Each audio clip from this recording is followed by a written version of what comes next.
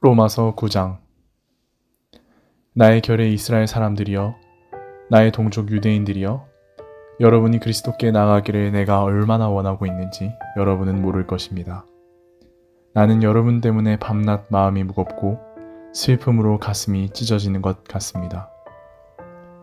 만일 나의 영원한 파멸이 여러분에게 구원을 가져올 수 있다면 나는 차라리 그 편을 택할 것입니다. 이것이 단순히 거칠애로 하는 말이 아니라는 것은 그리스도께서도 아시고 성령께서도 아십니다. 하나님께서는 여러분에게 많은 것을 주셨습니다. 그러나 여러분은 아직도 하나님의 명령을 들으려고 하지 않습니다. 하나님께서는 여러분을 특별한 백성으로 선민으로 삼으셔서 영광의 광채가 가득한 구름으로 인도하시고 또 얼마나 여러분에게 복을 주고 싶어 하시는가를 말씀해 주셨습니다. 하나님께서는 여러분이 살아가는 데 필요한 여러 규칙들을 주심으로써 하나님께서 여러분에게 원하는 것이 무엇인지 알 수 있게 하셨습니다.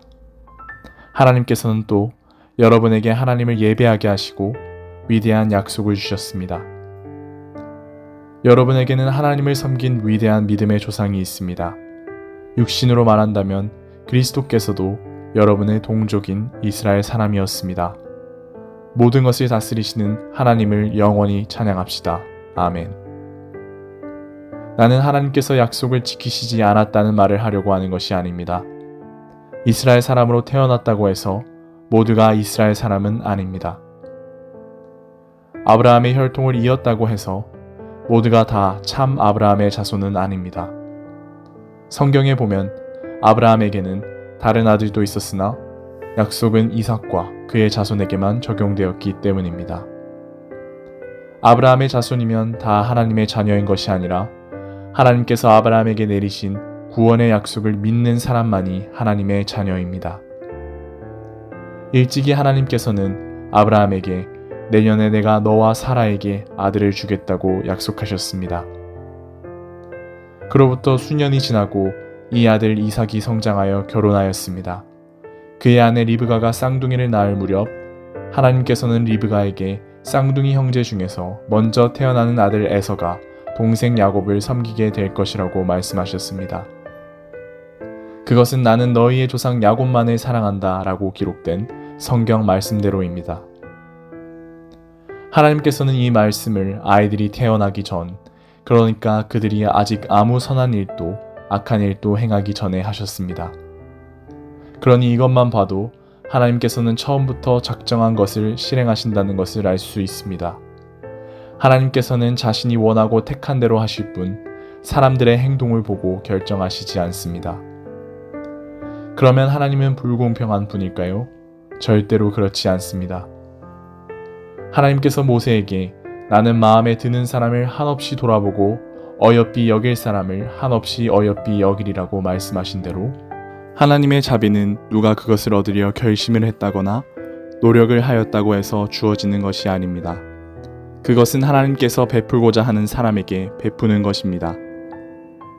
애굽의 바로의 경우가 그 한 예입니다. 하나님께서 바로에게 말씀하신 대로 애굽 왕국을 그에게 주신 것은 하나님의 무서운 힘을 그에게 보여주는 동시에 온 세상에 하나님의 영광스러운 이름이 퍼지게 하시기 위한 것이었습니다. 이렇게 하나님께서는 당신이 원하는 대로 어떤 사람에게는 자비를 베풀고 또 어떤 사람에게는 완고한 마음대로 버려두십니다. 그렇다면 왜 하나님께서는 그들이 거역하는 것을 나무라십니까? 그들은 하나님께서 만드신 대로 한 것이 아닙니까? 하고 여러분은 묻고 싶을 것입니다. 아닙니다. 그렇게 말하지 마십시오. 감히 하나님을 비난할 사람이 누구입니까? 만들어진 물건이 그것을 만든 사람에게 왜 나를 이렇게 만들었소? 하고 말할 수 있습니까? 토기장이가 같은 진흙덩이를 가지고 귀하게 쓸 그릇과 천하게 쓸 그릇을 만들 권리가 없다는 말입니까? 멸망할 수밖에 없는 인간들에 대해서 진노와 힘을 보이실 당연한 권리가 하나님께 없다는 말입니까? 그러나 하나님께서는 이런 인간들에 대해서 지금까지 줄곧 참아만 오셨습니다. 하나님은 유대인이건 이방인이건 가리지 않고 당신의 영광을 풍성하게 베푸시려고 지으신 사람들을 부르셔서 하나님의 영광이 얼마나 풍성한가를 모든 사람이 볼 수 있도록 은총을 베푸실 권리가 있습니다. 예언자 호세아가 기록한 것을 기억하십시오. 하나님께서는 이렇게 말씀하셨습니다. 그때가 오면 내가 이스라엘 백성이라는 곡식의 씨를 뿌리고 몸소 그들을 키우겠다. 내 백성이 아닌 자들에게 이제는 너희가 내 백성이라고 이르겠다.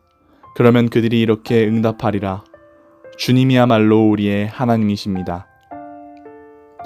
그리고 이스라엘에 대해서는 예언자 이사야가 이렇게 외쳤습니다. 이스라엘 백성이 비록 해변의 모래알같이 많을지라도 지극히 적은 수만이 남아서 그 먼 훗날에 돌아올 것이다. 만군의 주 하나님께서는 그들을 소멸시키기로 이미 작정하셨다. 이사야는 또 다른 곳에서 이렇게 말하고 있습니다. 만군의 주 여호와께서 몇 사람이라도 건져주지 않으셨더라면 우리가 소돔과 무엇이 다르겠느냐? 고모라와 무엇이 다르겠느냐? 그러면 이런 일련의 일들을 통해 우리는 무엇을 알 수 있겠습니까? 바로 다음과 같은 사실입니다. 이방인들은 하나님을 찾지 않았는데도 하나님께서는 그들에게 믿음으로 죄 없다는 선언을 받을 기회를 주셨습니다. 그런데 이스라엘은 하나님의 율법을 열심히 지켜서 하나님과 올바른 관계를 가지려고 노력했지만 그렇게 되지 못하였습니다. 왜 그렇습니까? 믿음으로 매달리지 않고 단지 율법을 지키는 선량한 인간만 되면 다 구원을 얻으리라고 생각했기 때문입니다. 그들은 예수라는 큰 걸림돌에 걸려 넘어진 것입니다. 하나님께서는 성경에 이렇게 경고하셨습니다. 내가 시온산 위에 튼튼한 주춧돌을 놓겠다. 그 머릿돌에는 이렇게 기록되어 있다. 누구든지 주님을 의지하는 이는 멸망하지 않는다. 아멘.